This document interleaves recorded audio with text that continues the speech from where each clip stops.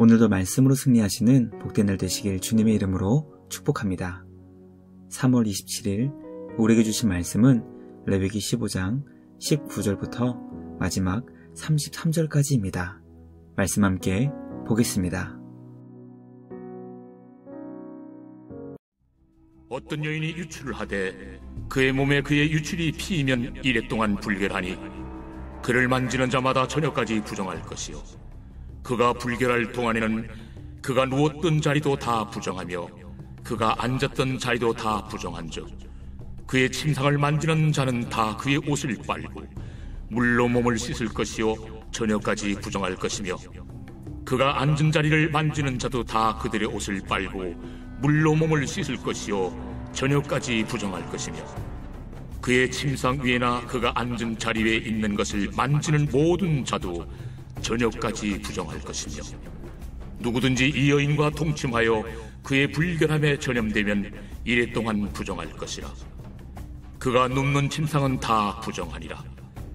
만일 여인의 피의 유출이 그의 불결기가 아닌데도 여러 날이 간다든지 그 유출이 그의 불결기를 지나도 계속되면 그 부정을 유출하는 모든 날 동안은 그 불결한 때와 같이 부정한즉 그의 유출이 있는 모든 날 동안에 그가 눕는 침상은 그에게 불결한 때의 침상과 같고 그가 앉는 모든 자리도 부정함이 불결한 때의 부정과 같으니 그것들을 만지는 자는 다 부정한즉 그의 옷을 빨고 물로 몸을 씻을 것이며 저녁까지 부정할 것이요 그의 유출이 그치면 이래를 센 후에야 정하리니 그는 8째 날에 산비둘기 2마리나 집비둘기 새끼 2마리를 자기를 위하여 가져다가 회막문 앞 제사장에게로 가져갈 것이요 제사장은 그 한 마리는 속죄제로 다른 한 마리는 번제로 드려 유출로 부정한 여인을 위하여 여호와 앞에서 속죄할지니라.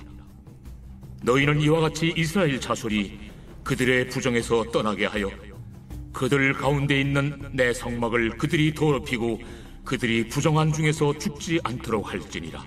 이 규례는 유출병 있는 자와 설정함으로 부정하게 된 자와 불결기에 앓는 여인과 유출병 있는 남녀와 그리고 불결한 여인과 동침한 자에 대한 것이니라.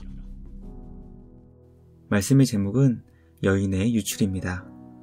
하나님은 남자의 유출에 대한 말씀에 이어 여인의 유출을 어떻게 대처해야 하는지 가르쳐 주셨습니다.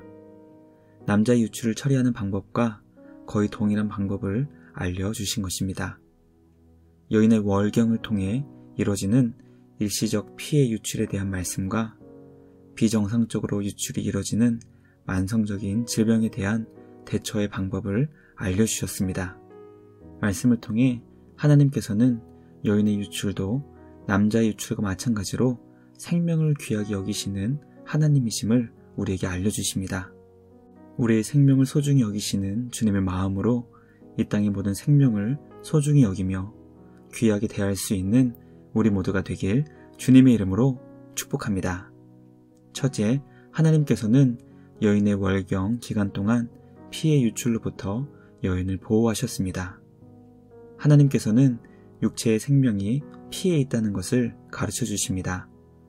그렇기 때문에 하나님께서는 주님의 백성들에게 생명이 담긴 피를 먹지 못하게 하셨습니다. 여인이 월경을 통해 피를 유출하게 되면 하나님께서는 여인을 7일 동안 부정하게 하셨습니다. 일주일 동안 어떤 노동도 하지 못하게 하시며 여인과 동침하여 성관계도 하지 못하게 하셨습니다. 우리는 하나님께서 월경을 하여 피를 쏟는 여인의 생명을 지켜주시고 보호해 주신다는 것을 깨닫게 됩니다. 여인을 부정하다고 말씀하시는 하나님은 피를 쏟는 연약한 딸들을 지키시고 보호해 주시는 하나님 아버지가 되십니다. 말씀을 통해 주님은 이 땅의 모든 연약한 자를 지키시고 보호해 주시는 아버지가 되신다는 것을 묵상하게 됩니다. 주님의 마음으로 이 땅의 모든 연약한 자를 지켜주고 보호해 줄 수 있는 우리 모두가 되길 간절히 소망합니다. 우리를 지켜주시고 보호해 주신 주님께 감사와 찬양으로 예배하는 복된 날 되시길 주님의 이름으로 축복합니다. 둘째, 하나님은 예수 그리스도 안에서 부정을 거룩과 정결로 바꾸어 주셨습니다. 하나님은 남자와 여인의 유출병과 관련된 말씀을 마무리하시며 이 말씀을 주시는 이유가 주님의 성막을 더럽혀 부정한 중에 죽지 않게 하시기 위함이었다고 가르쳐 주십니다. 거룩하신 하나님께서는 부정한 자가 주님의 성막을 더럽히지 못하게 하셨습니다. 특히 남자가 유출을 하여 생명의 씨앗을 지키지 못한 것을 부정하게 여기셨습니다. 여인이 생명의 피를 유출하여 죽어가는 여인을 부정하게 여기셨습니다. 남자든 여인이든 유출은 생명을 지키지 못하는 것과 관련되어 있는 것이었기 때문에 생명으로 충만하신 하나님이 임재하시는 성막에는 접근하지 못하게 막으신 것입니다.